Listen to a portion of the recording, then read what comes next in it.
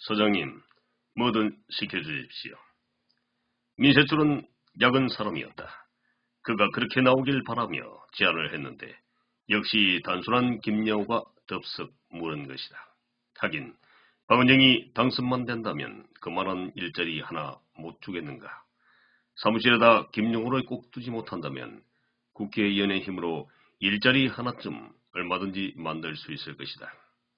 이런 일일수록 피차간에 계산은 확실히 해둬야 한다. 김 부장이 그렇게 말하니 내 믿고 말하겠네. 지금 분위기로 봐선 최악의 시나리오를 쓸 수밖에 없을 것 같네. 뭐든지 시키면 주십시오, 사장님. 제가 어떤 사람인 줄 잘 아시지 않습니까?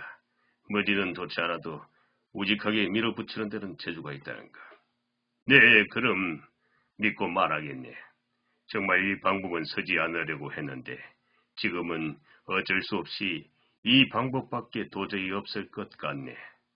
네, 이런 일에 대비해 평소 요소요소의 통장은 물론 마당발로 소문난 여러 사람들을 심어놨단 말이야. 그럼 그 사람들과 뭘 하란 말이죠? 그 사람들에게 평소 여당 쪽에 우호적인 사람들과 이도 저도 아닌 중도파인 사람들을 파괴두라고 해놨거든. 우호적인 사람이야 크게 신경을 안 써도 찍어줄 테니 걱정 안 해도 되겠는데 문제는 이도 저도 아닌 방간자적인 중도파들이 거슬려 아무래도 이번에 약을 좀 쳐야겠어. 아니, 그럼 돈으로 표를 매수하겠단 말입니까? 이 사람 살살 말하게 누가 들으면 어떻게 하려고. 그래서 자네만 들어오라고 했는데.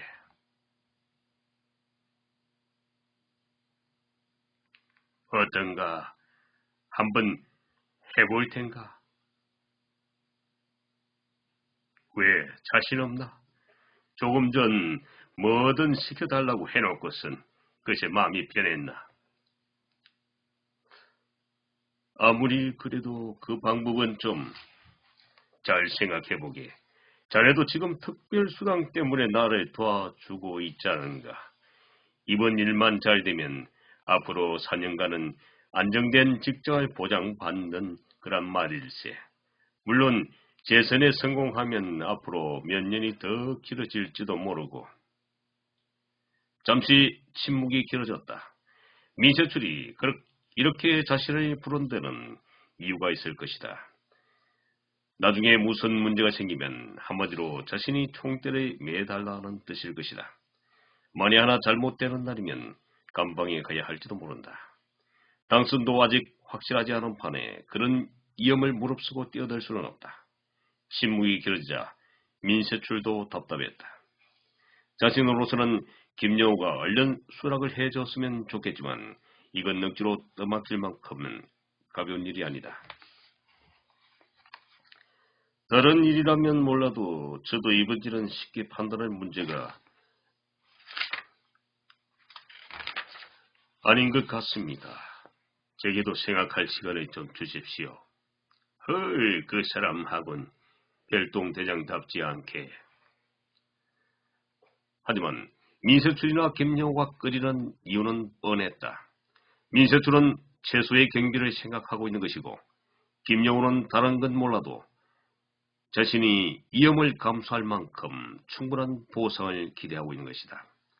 침묵을 깨고 김여우가 막 그 문제를 끄집어내려 하려는데 민세출도 막 말을 하려던 참이었다.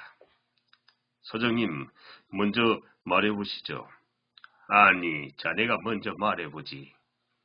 피차간의 부담스러운 말은 상대방에게 떠넘기고 싶은 것이 인지상정이다.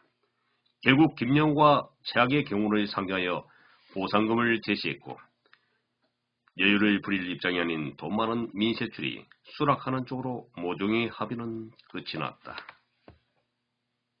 60. 민글은 화요일 아침 일찍 차를 몰고 설악산으로 향했다.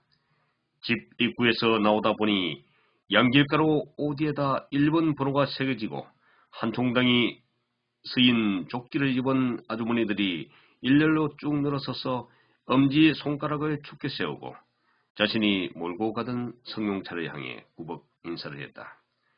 불과 10m도 안 떨어진 곳에 이번에는 2번 번호가 새겨진 옷을 입은 아주머니들이 자신의 차량을 향해 손가락으로 V자 표시를 해보이며 손을 마구 흔들었다.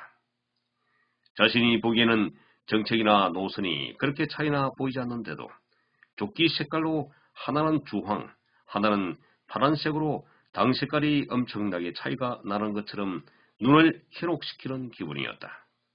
그것으로 끝이 아니었다.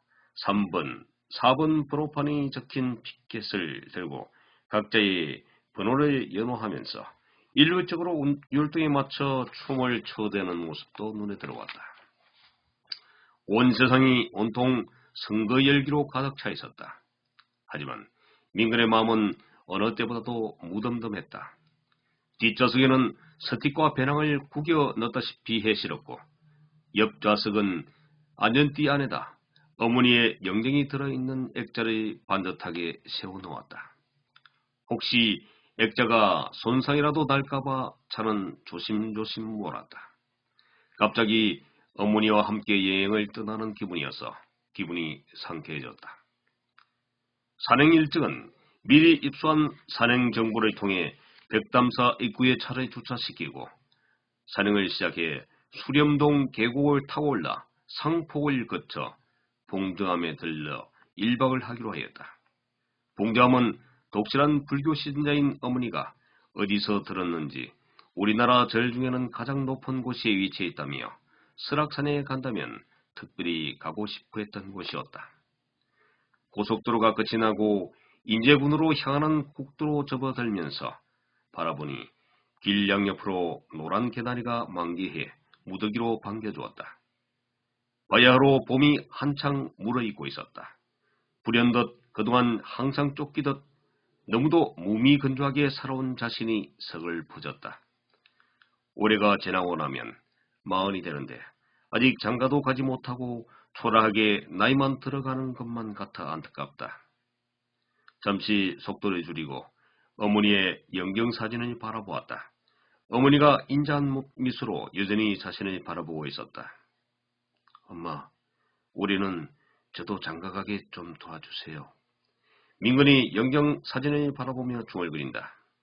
민근아, 이제는 동기간에 우애 있게 지내고 해 가기 전에 꼭 장가도 가고 그러렴. 어머니가 그렇게 말하는 듯이 느껴졌다. 엄마, 근데 형과는 아무리 친하게 지내려 해도 힘들어요. 사실 며칠 전에도 내가 전화를 걸어보니 많이 힘든가 봐요. 며느라와 그냥 결혼했으면 지금쯤 온 가족이 서로 화목하고도 편안하게 잘 살아가고 있을 텐데 굳이 국회의원이 되겠다고 괜히 나섰다. 지금 사람들한테 된통 나쁜 놈으로 손가락질 받고 있다네요. 근데 지금 생각해보니 아무래도 본인 의사도 의사지만 장인이라는 사람의 강건으로 나서지 않았나 싶어요. 알고 보면 형도 참 불쌍한 사람인데 왜 그런지 도저히 동정이 가지 않네요. 엄마, 사돈 되는 사람이 엄마도 아시다시피 국회의원으로 나섰다 2번이나 떨어진 분이 아니에요. 이제는 형도 엄마가 그렇게 바랐던 법관하고도 거리가 멀어져 버렸고요. 형 눈에는 오직 출세만 보이나 봐요. 네, 오늘은 여기까지입니다. 오늘도 내용이 좋다면 좋아요와 구독을 부탁드립니다. 다음을 기대해 주십시오. 좋은 하루 되세요. 감사합니다.